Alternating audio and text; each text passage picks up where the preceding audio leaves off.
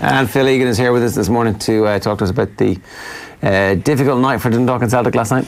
Yeah, it was. To be honest, I didn't have high hopes for Dundalk.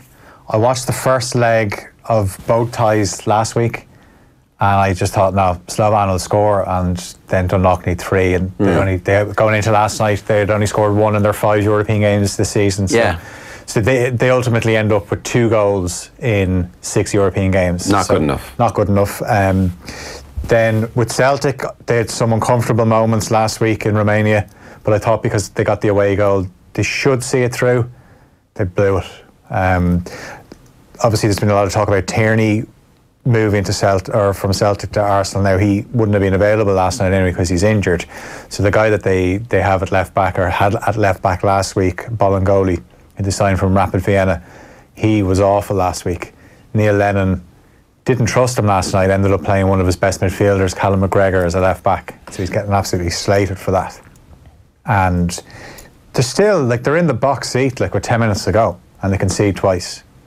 And it's a disaster. How did it happen? Is it bad management? Is it the players aren't good enough? What's going on? The players aren't good enough, but they certainly were good enough to beat Cluj. They should have beaten Cluj, but this is what happens when they have had their few seasons where they don't reach the Champions League. So now this is the second season in a row where they haven't reached the Champions League. And I know people say, they've never really advanced from the group stage of the Champions League, but the money they get from that, and you can attract players a lot easier if you're playing in the Champions League because people get to see it. And there was that one time they did make it out, which is enough to make everybody think, oh, okay, it's going to happen again.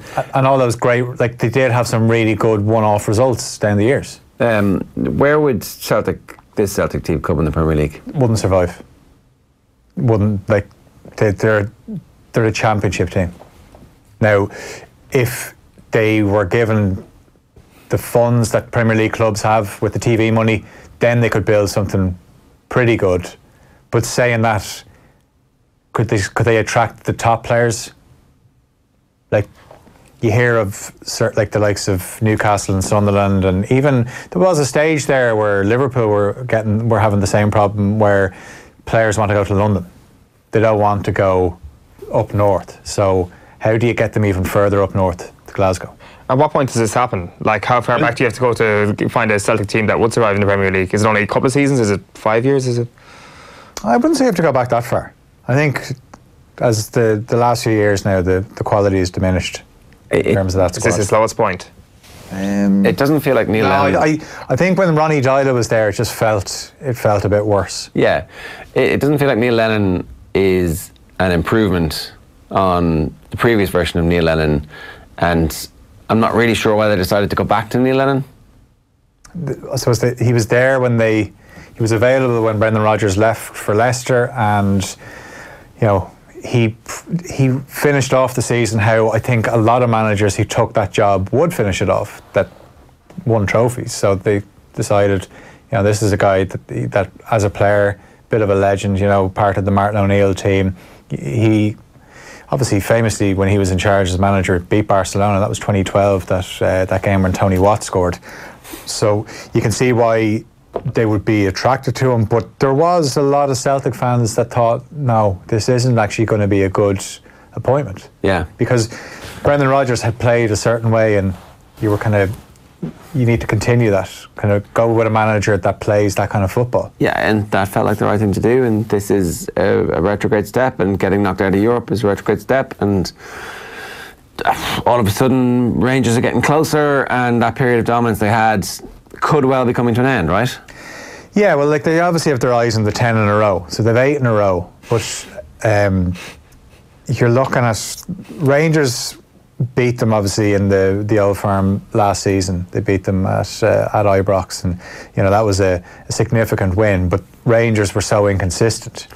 So Rangers are scoring, they won 6-1 at the weekend. Jermaine Defoe scored a hat-trick. They're scoring goals. They're still in Europe as well. But you think Rangers are going to mount a challenge, and then they have some bizarre results. Yeah, but you would imagine they'd be closer. Yeah, whether they can actually topple Celtic, I don't know. All right, but it's not good. You are looking forward to a day of fighting with Celtic fans on Twitter, I hope. No, absolutely not. They're going to be looking forward to a day of fighting with you, Phil, don't worry. Well, like, I'm just speaking in facts here, and Telling it like it is. some of the facts as well is that's cost them a huge amount of money. So they would have played Slavia Prague if they got through last night. Again, a decent shot at getting into the Champions League. Yeah.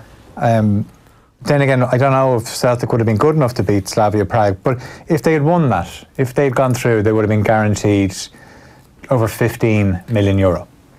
So now if they end up getting into the Europa League, they will get nearly 3 million euro.